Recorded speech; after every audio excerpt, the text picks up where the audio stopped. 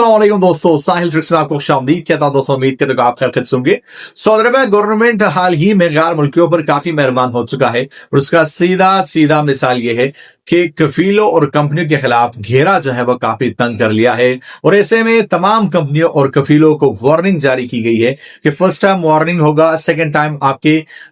Half services suspend होगी और third time आपके पूरे सर्विसेज को जो है सस्पेंड किया जाएगा और आपका मुलाजिम, आपका कारकुन आपको बताए बगैर, आपकी मर्जी के बगैर किसी भी दूसरी कंपनी में जा सकता है, किसी भी दूसरी जगह पे नकल हवाला कर सकता है। सारी चीजें आपके साथ डिटेल के साथ शेयर कर रहा हूं। सपोर्ट के लिए वीडियो को लाइक कर लीजिएगा। दोस्तों सऊदी अरब में गैर मुल्कियों की बहुत सारे मुश्किलात के साथ साथ सैलरी का भी एक बड़ा मुश्किल होता है। तो दोस्तों सऊदी अरब में सैलरी के हवाले से भी काफी ज्यादा मुश्किलात है, जैसा कि सैलरी का टाइम पे ना मिलना, सैलरी से ज्यादा डिडक्शन होना, कटौती होना और मोस्ट इंपॉर्टेंट आपको वो सैलरी मिलेगी जो कि आप उससे ज्यादा डिजर्व करते हैं लेकिन आपको बहुत कम सैलरी मिलती है। तो अब दोस्तों ऑटोमेटिक तरीके से अगर आपकी या तो सैलरी डिले हो गई है,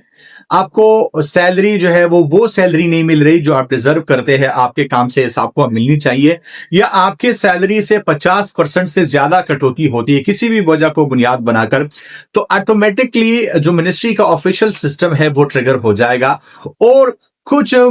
अहम स्टेप्स जो है वो लिए जाएंगे। फॉर एग्जाम्पल आपकी सैलरी जो है वो 1 महीने से लेट हो गई है तो आपके कफील, आपके एम्प्लॉयर को एक वार्निंग जाएगा कि आपने इसकी पेमेंट जो है वो अदा करनी है। अगर 2 महीनों से ज्यादा जो है वो आपकी सैलरी जो है वो पेंडिंग में पड़ी है और आपके जो है वो कोई भी मराहत आपको नहीं मिल रहे, मतलब आपको वो चीजें जो है वो प्रोवाइड नहीं की जा रही जो आपका हक है, तो ऐसे में उसके कुछ सर्विसेज जो है वो सस्पेंड होंगी और कुछ उसके जो है वो एक्टिव रहेंगे, जिसके वर्क परमिट वगैरह रिन्यू करना। लेकिन अगर 3 महीने से भी ज्यादा आपकी सैलरीज डिले होते हैं, 90 डेज से भी ज्यादा होते हैं, तो उस कंपनी के तमाम तर सर्विसेज जो है वो सस्पेंड किए जाएंगे और आपको ये चॉइस दिया जाएगा कि आप किसी दूसरे कफील के पास जाए, आप किसी दूसरे जो है वो कंपनी में चले जाए, चाहे आपका वर्क परमिट वैलिड है, चाहे आपका कोई कॉन्ट्रैक्ट है, तो आपको ये चीज जो है वो अब आपको इजाजत है कि अगर 30 डेज के बाद भी आपको सैलरी आपको नहीं मिलती तो आपको ये इख्तियार हासिल है कि आप किसी भी दूसरी कंपनी, दूसरे कफील के पास